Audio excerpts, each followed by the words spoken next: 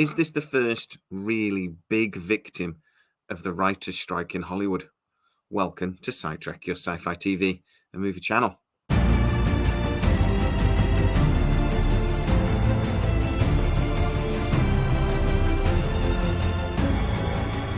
Metropolis was released in cinemas in 1927.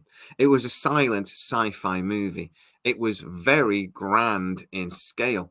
It was actually insanely expensive for the time. It was possibly a little bit of a propaganda movie. It was considered to be quite communist in nature. The basic plot, if you've never seen one of the most influential sci-fi movies of all time, was basically that there was a metropolis, a utopian society sat on top of a very not utopian society, a very poor society being used and abused by the wealthy above. Not a particularly complicated plot, politically considered very naive at the time, a time when you have to remember that communism was on the rise and a lot of countries were very worried about it. This film was actually accused of having very communist tendencies to it, and well, it might have done. But now we look back at it with very different eyes. From a sci-fi point of view, we can look back on it as a triumph in cinema. It was one of the first really big budget, big special effects movies, and it really has stood the test of time in lots of ways. Almost everybody knows images from this movie. People have tried to remake it several times, but always failed. But Sam Asmail from Mr. Robot fame was trying again. It's actually been about 7 years since this project was greenlit. It has really been spinning its wheels for a very long time, but it was about to go into production this summer. It was going to start filming. They'd done a lot of the casting, and they'd even started building vast sets. And when I say vast, these were insanely expensive. It was going to be a really big budget project. It was actually being filmed in a part of Australia that has a pretty big virtual entertainment business sector. So they were going to really take advantage of that when doing a lot of the special effects. This was going to be a big project for UCP in partnership with Apple. But now it's dead. Why? Is a little bit complicated, and it comes from a few different factors. One being that Sam Asmail didn't get the script done by the 2nd of May deadline. So currently, the scripts were not complete, even though he had 7 years. Sammy. They weren't actually done. There was lots of rewrites, lots of problems with some of the pre-production. They had, as I say, started to build these vast sets, and apparently they were horrendously expensive, not just to construct more of them, but to actually maintain and keep ready the ones that had already constructed. So there was mounting costs on that.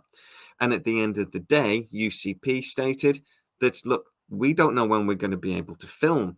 These costs are mounting and mounting, and we definitely have a writer's strike. We may get an actor's strike. We're not sure about the directors at the moment, whether they might end up going on strike, even though we thought that was resolved. It might not be. The producers have still got to start their negotiations. At the moment, there is no light at the end of the tunnel, but we're spending millions of dollars. So just a couple of days ago, they informed their partners at Apple TV that they will no longer be going ahead with this 8-part project. Now, for Sam Asmail, this is another big blow. I reported to you guys a few months ago his ambitions to do the Battlestar Galactica TV series have also hit a brick wall. There is very, very little chance they will actually be going ahead. The filming was already supposed to have started last November, and the fact that it hasn't really is a big indicator. But my sources that working around this have said it ain't happening. There's no appetite right now for a big budget Battlestar Galactica series, simply because the last series was only a couple of years ago. The movie doesn't look like it's happening. That was really going to be a big part because they were going to exist within the same universe. If that ain't happening, the TV series ain't happening. And it's just an expense that the people involved don't want right now. So why do I say that this is the first big scalp of the writer's strike, the first big project to really go under because of it? Well, for one, the project was going to cost anything upwards of $300 million, which is a lot. It was going to be really a big sci-fi project, loads of special effects. It really had to live up to the expectations of a movie that was originally and still considered to be one of the greatest sci-fi movies ever made, from a visuals point of view, if nothing else. For this in 1920, the special effects were insane, and the TV series would have had to have lived up to that expectation. But there have been lots of other projects cancelled because of the writer's strike. And not just because of the writer's strike, but because a lot of streaming services have spent way too much money over the last 5 to 10 years. Their budgets have just gone nuts, and they've all had to rein those in. Apple, though, is probably the exception to the rule, but it is interesting that it's actually UCP that have pulled the plug and not Apple. UCP have informed Apple of their decision, not the other way around. Apple are willing to spend the money where Amazon, Disney, Paramount, etc.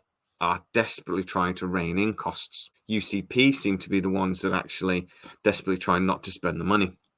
But a lot of the projects that we've had cancelled so far were either TV series that just weren't doing that well, so this was just, the final nail in the coffin, or stuff that was in pre-production, but, they decided to pull.